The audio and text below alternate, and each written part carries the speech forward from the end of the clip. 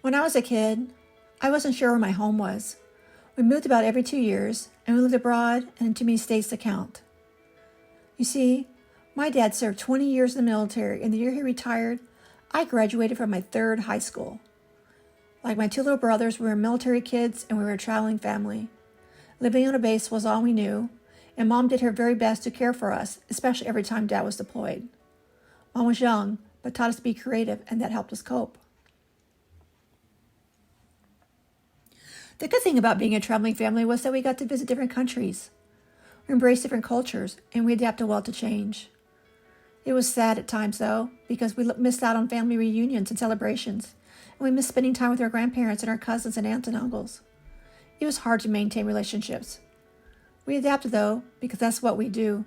We're a tight unit, and we connected well with other military friends and families. The year Dad returned from his deployment to Vietnam, he was different, and he still struggles today from the aftermath of war. When he came home, he didn't receive a warm welcome from our nation, but instead spent time with me coloring and drawing, and he taught me that in art, I could do anything I wanted to do. That was a world where there were no orders and there were no rules. It was a way for me to connect with my dad. A few years after my 18th birthday, I realized that I was no longer a military dependent and was transitioning into the civilian world. It was a hard transition, and I married young. But when my husband approached me about his desire to enlist in the service, I was more than supportive. We created a beautiful family with 4 children, and 2 of our kids actually became veterans themselves. Again, I was a part of a traveling family. I enjoyed it, and again was surrounded by military members who felt like family.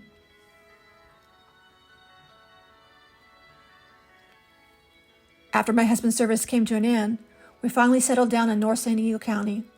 Life was a bit of a roller coaster ride, and we were trying to adjust to a new lifestyle, and tragedy struck us more than once. But on a September morning in 2008, I got the phone call that changed my life. After serving as a military spouse, I could finally focus on my career. I was no longer moving from one place to another or following my father's orders or my husband's orders. I received the call offering me a new job at Cal State San Marcos. My whole world was brighter.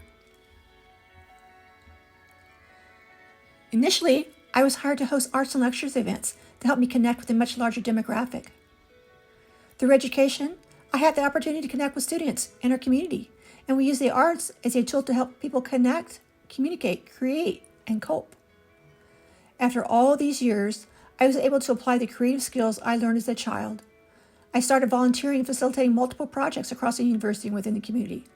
Some of those projects consisted of working with homeless veterans, whereas others were painting large murals for college students when tragedies such as mass shootings were taking place across our country.